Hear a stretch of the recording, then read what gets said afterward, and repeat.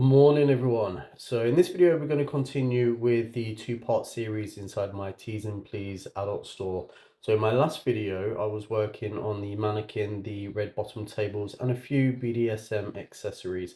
In this video, we're going to be working on the second mannequin. Now, we're going to be looking at Shibari. I hope I'm pronouncing that right. I'm not quite sure, but it is a Japanese rope art bondage type situation. So I recently found this when I was looking on Pinterest, and I kept seeing ropes popping up all the time. Just really simple, different colors, and so I started looking into it, and it kind of led me down a road. So I wanted to incorporate that into this series.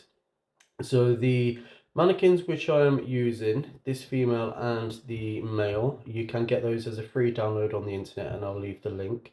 So I had to drill a couple of holes inside my mannequin, one that goes straight through. I saved you on the visuals of that, but the other one inside the leg, just so that I could give it a coat of Mr. Super Clear. The reason why I do that is because I needed to give it a more matte finish and somewhere to grip the stickers. So for the rope, I decided to create some labels for it, just so that it wasn't just a piece of rope and we understood what it was. The larger one there is so that you get a better visual of what it is that I made. To give the packaging a look of plastic coated packaging, I covered it with some sellotape. I then used the Cricut to cut out the design, and I added on the bleed just so that I didn't get any white edges. To make the actual ropes themselves, I'm using embroidery thread, and I used a few different colours because I noticed that with the ropes you had things like the soft pink colours, the sexy reds, the blacks, the purples, even things like yellow. But I kept them more to the more sensual kind of colour palette. I used the ruler to wrap around the cotton so that I could keep everything in a uniform size, and I wrapped them around the toothpick so that when I add the labeling, I was able to feed it through the back of the rope. I probably could have threaded this through with a darning needle or something like that, or just a needle, but I wasn't sure how else I would keep the size uniform without wrapping it around some sort of jig. I made a whole bunch of these. They really are so easy to make, and they took me around about 3 minutes once I got the hang of the wrapping of the rope. But I plan to, in a upcoming video on the back of the table where the male mannequin is, I'm going to be having some products hanging on that wall. So these will be in that area and around the till on some of the shelves and so on. So once I'd wrapped it around and the glue had a chance to dry, it was then just a case of wrapping the cotton around, coming down the rope, and then that gives you that signature look of how the shibari rope is presented. Now you could also use this technique, I mean, one, if you're going to create shibari rope for a project, but also if you just need a bundle of rope, because that's essentially what it is. The idea of having the label on there was so that you would instantly know what it is. And plus, out of context, it is just a piece of rope. So having this, like, it's unmistakable what it is. So moving on to our mannequin, I did decide to go in and give her the colorization of the nipples, and then I sealed in those with some Mr. Super Clear, and I added those using a watercolor pencil.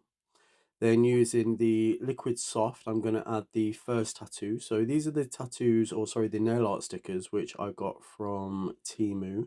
And I thought the chain was a very appropriate kind of design for this model as she's into binding. Now these are the stickers which you saw briefly in the previous video when I made the Louboutin logo to go inside this stiletto table, and I used Cricut Design Space to add a few different tattoos which I'll be using on the mannequin. In the last video I mentioned that I would be changing the Mickey Mouse sticker tattoo on the male mannequin, and the reason for that was because of the shape of the muscle of the mannequin. It just wouldn't stick down. But when you use this transfer paper, this decal paper, it is so thin, obviously because of the purpose of it, it is so thin and it really contours to the shapes that you put them on. In the edges, they're really quite undetectable. Again, that's what they're supposed to do. But yeah, this tattoo looks so much better than the Mickey Mouse one. Once all the tattoos were in place, I just covered again with a layer of this decal solution. For the female mannequin, as she's not yet wearing any clothes, I did give her a coat or two of Mr. Super Clear. I really love how this little pop of red really pops out on these mannequins, from the guy's rose to these little lips. I have actually ordered a load of Temu nail art stickers which were in a bondage theme, and I think some lips, but they've not arrived yet, and I really wanted to press forward with the project. And to be honest, in the end, I much prefer making my own tattoos and doing it this way. Going forward, any mannequins which need tattoos, or even if I ever get back into doll repainting, I'm definitely going to be making my own tattoos from now on. Once they were all set and dry, I sealed him with some Mr. Super Clear, and whilst that dried, it was time for me to start making the stand. So I'm using that same mould which I used for the male mannequin, except this time I decided to cut out the little tubular part which would give you the opening for you to attach string or something. And for this mannequin, I'm going to make it red. So I use the glitter, the Nouveau glitter, and some alcohol ink in the color ruby. Sorry, it wasn't the color ruby, it was actually the color cherry, which is a really nice deep red. I then mixed it all together, popped it into my mold, and then cured it under the UV light, just the exact same way that I made the previous one. And obviously you need to give it a few moments, let any bubbles that are there rise to the surface, and then just pop them with a lighter. Now I couldn't quite cut as flush as I needed to get rid of that indent, but I used some leftover resin in just a moment to fill in those holes. Now, what I'm about to do may look a little bit strange at first, but there is method to this madness. Her nipples look great just as a coloured in flesh tone kind of nipple, but what I wanted to do is give her some nipple tassels, because I'm thinking the more details that I can add into this, the better. Now, you probably wouldn't mix Shibari rope tie-in with nipple tassels. I think they both have a separate place, but as this is a shop, I think that they would display as many products as possible. So it made sense to me that I can add an extra detail and in this sense tie the two together. So I added on the resin to colour those nipples, and they do look a little bit like cherry buns, but they do look nice toward the end.